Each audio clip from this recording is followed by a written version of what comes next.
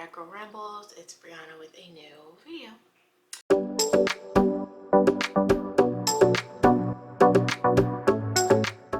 So something I've been thinking about is doing like a dissertation like diary thing, and I'm still not sure if I'm even gonna post these videos. I think this is gonna be more of something for me to kind of, you know, process dissertation writing and all of that jazz throughout the next couple of years. I might post it, I may not, we'll see, but this is a very new experience just because the dissertation is so daunting, as a way to keep myself accountable to myself, and then if I post it, I guess also to anybody watching. But I'm just kind of talking through my process, what I'm doing to kind of get through this. So that's what I'm gonna do. This is not gonna be any kind of like dissertation help. Maybe it'll be helpful. People just seeing me talk to myself about the whole thing, but I'm not, there are plenty of videos about, you know, how to write a dissertation in 30 hours or, you know, top 5 things for choosing a dissertation topic. I'm not doing that because I'm not an expert, and I don't know if those people are experts, but I've watched a lot of those videos and they've been helpful for me. So I'm not going to do that because I don't have the desire or the skill. So I decided that when I started doing my dissertation work this semester, I was going to keep a dissertation journal. So I just got like one of these like dotted journals from Michael's, and I just, you know, wrote dissertation on it. But basically this is where I'm writing all of my notes from meetings about my dissertation. I try to carry it with me in case something comes to mind and I want to jot it down. It's kind of what I imagine people who work in like wet labs or you know, who do research where they're always having to like keep track of every single experiment they do. That's kind of what I'm using this for. But I have notes from meetings, I have notes from just like when I'm researching things. Like most things I'll keep on my computer, but kind of some just like processing type things I'll keep in here. I also think I'm going to use it to journal a little bit about the process. So not just, you know, like, oh, this is a good idea, but also just if I'm at a stuck point or if I feel like I am kind of drowning a little bit, just kind of journaling a little bit about the process. So I've been doing that, and I think it's been a good way for me to kind of get some of my thoughts out, kind of think about things that are, you know, feasible, possible with the dissertation, but also kind of keep everything in one centralized location. So I've been doing that. I do have a notebook that's just for meetings. So, you know, like meetings with my advisor about like my assistantship and like classes. Like I had one last year and I kind of just wanted to continue doing it this year. But this is separate from my dissertation one because this is just kind of like more general program things. But so with my dissertation, I'm at a place where I know my general topic, but kind of buckling down to like the constructs that I want to be looking at, or the actual like study design is kind of where I'm a little stuck. I've started writing the intro a little bit, and I even started writing what I do know of the methods. A lot of what I'm trying to figure out right now is specifically because I want to do an intervention study. So like, am I doing a randomized control trial? Am I doing just kind of like a general pilot? I did a single group pilot for my apprenticeship. So for the dissertation, we want the methodology to be a little bit more rigorous. So, you know, we're doing a waitlist control trial, just like randomized control trial. Which intervention, I know which intervention, but there are different kind of variations that it can be delivered in. So just like those kind of things are kind of where I am right now. But I'm working on that. I think I'm making pretty good progress. My goal for right now is to do at least 2 to 3 hours of dissertation work 4 days a week. And I think some people would be like, you should be writing every day, which is something that I think this book talks about, how to write a lot. A lot of people recommend this, and you know, it's fine. It's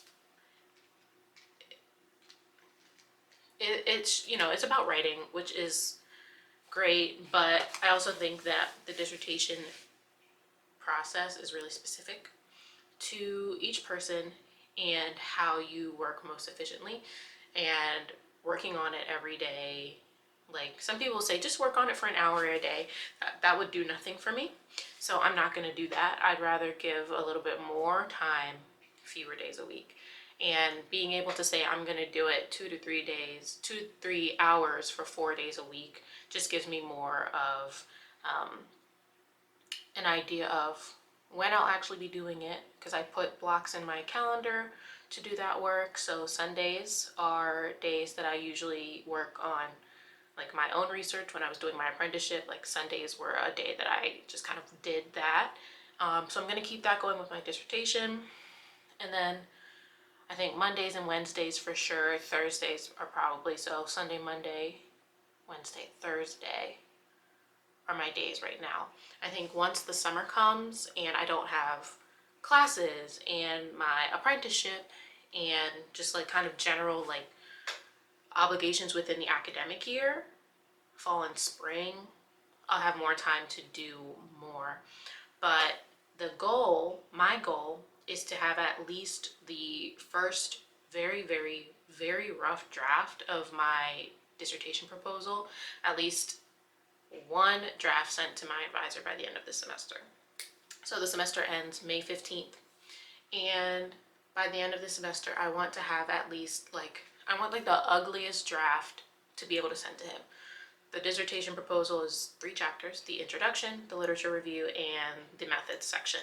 My methods section, I actually have a lot done because what I'm trying to really narrow down is like really specific. Like some of the measures that I'm interested in, they cover a lot of the different constructs I'm looking at. So I have a lot of the information. It's just not very organized and specific to what I want to be doing, but I wanted to have like a skeleton so that I can put things in where they belong. I have a few pages of my introduction already because I am very fortunately taking a class in social emotional development across the lifespan right now, and kind of like the very broad topic of my dissertation is social emotional development, and our final assignment for that class is to turn in a research proposal. That research proposal, I think the expectation is that it's like 10 to 15 pages. Obviously my dissertation proposal is going to be longer than that, but the timelines, the due dates for that class are lining up with when I also want to have things done for my dissertation. So I'm using that as a way to keep myself kind of focused. But I also have a couple of books that I'm using. So, you know, this one I'll occasionally go to. This one was really helpful, Dissertations and Theses from Start to Finish. This was a book that it was a required book for my research methods class in my first year of the program. So I've had this for a while, and it was helpful when I worked in my apprenticeship. Sorry, taking the sticker off. But it's really helpful right now with my dissertation because that's kind of what it's a dissertation and theses, and while the apprenticeship is kind of like a thesis, it's a little bit different. But this has been really helpful because it is for those kind of research projects, whereas this is about academic writing in general. I think the dissertation is such a confusing, independent, like there are rules, but there aren't a lot of rules, and every university does it differently. So it's a little hard to know what I'm doing, and it's hard to ask my advisor questions because I don't know what I don't know. So having this book is really helpful.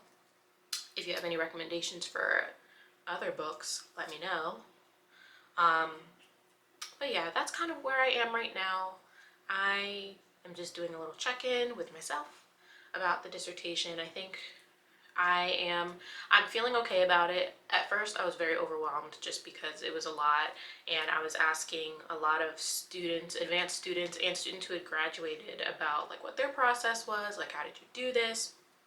And they were really helpful, especially the students who have worked with my advisor. Just knowing, how he kind of navigates through the dissertation process with his students has been helpful. Um, so, you know, things like that. But I am in it. My goal, like I said, my first goal is to get my first draft of the proposal to my advisor before the semester ends. That way I have a first round of feedback before the summer, and I'm not just kind of going into the summer like with nothing to go off of. I'll have his feedback, I'll be able to kind of work with that. And then I would like to propose, and I'm just going to say it for accountability, and also it's out there. I want to propose like mid-October, because in the fall I'll also be applying to internships through the APIC process, and there are also a lot of guidelines, rules, whatever, about when you should propose your dissertation when it comes to the APIC process and some of those sites. So that's what I'll be doing. I'll check in every once in a while and see how this whole thing is going. Yeah, but that's all. I just wanted to like say this out loud